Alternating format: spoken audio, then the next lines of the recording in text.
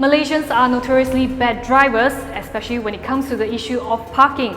But ParkEasy aims to change that. Promising to make circling endlessly looking for parking a thing of the past, we speak to its CEO Warren Chan as to how he expects this app to change mindsets.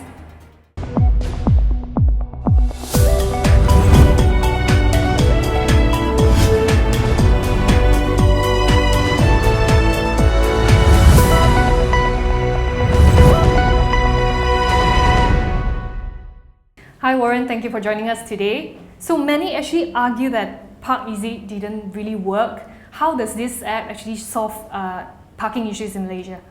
So in our case, we're very happy on the journey that we've come to become to what we are today. The way the app works is to help you find parking very quickly by allowing you to match with other people at the location which you're going to. So for example, let's say you're going to a very crowded shopping mall on a weekend and you know that parking is going to be really difficult. You open up the app and you say, I want parking, and we match you with somebody else who is leaving their car park. Now this particular app is useful in a way that because a lot of people actually forget where they park their car. I understand that you and me, we have that issue sometimes. But the thing is, do I need to pay in order to get a parking spot? So the way that ParkEasy works is we say that there are two types of people, right? There are people who are parkers, people who are looking for parking, and then the leavers, people who are leaving the location. Naturally, parkers will become leavers eventually. So the way it works is that if you are a parker and you want parking, you use 3 credits to request for parking. And as a leaver, when you leave the car park, you actually earn back 3 credits. So it nets off completely. As long as you give as much parking as you take, the app, you don't have to use anything. And on top of that, we give you 10 credits to start off for free. So you have already launched ParkEasy since May, so it's about 5 months now.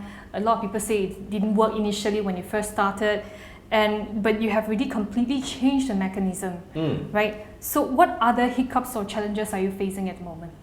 Now it's just about growing the number of people who are using it. We already have 4,000 monthly active users in the 2 locations that we're at, and that has been, I can see them now being thriving ecosystems. In fact, since we did the recent launch a few weeks ago, we've had that number grow immensely. So things are just looking better at the moment. What if I don't own a smartphone, I don't have an app? So wouldn't it be unjust or unfair for me to just let somebody else park at that space that I've been waiting for? So the way it's actually structured is that the parker, the person who I said earlier is looking for parking, is actually scheduled to be there 2 to 3 minutes before the lever is even there. Which means that when the parker has arrived at the bay, there's actually nobody there existingly. But let's just say that there's somebody who's camping there already. All the parker needs to do is press search again, look for another car park, and that search again function is completely free, and we match them at high priority. So at the moment, your intention is to expand the database, expand more users using your app. So in the future, how are you going to monetize this platform? Monetization is not our focus at the moment. It's really about growing the user base. ParkEasy is all about solving parking together as a community. We are actually looking about expanding overseas at the moment, actually going regional. So we are also looking out for investment as well. But we are talking about a community that would double park their car. They don't pay parking fees. One of the things that we actually emphasize in our app that you should obey parking etiquette, and so of course that means no double parking, that sort of stuff. In fact, one good key factor that comes into regulating that sort of stuff is actually the user rating system. So parkers and leavers can actually rate each other, and this is a rating that plays into the matchmaking cube. So for example, let's say that you've requested for parking but your rating is really low, then you would be deprioritized against somebody who has actually been a very good parker. It still boils down to it's dangerous to look at your phone when you drive. So whenever I say, for example, I have to catch a movie at 2 o'clock at Mid-Valley, so I drive to Mid-Valley and look for parking. But isn't it dangerous to check your phones while you're driving? So a very big inspiration for us in doing ParkEasy actually comes from looking at other apps out there.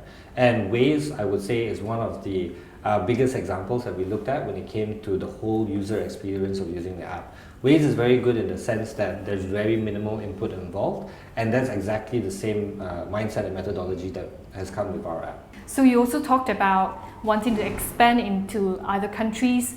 Which country in particular are you looking at? We're looking regionally, so there's actually particular cities that we're looking at. We're looking at Bangkok, Manila, Jakarta, and Singapore.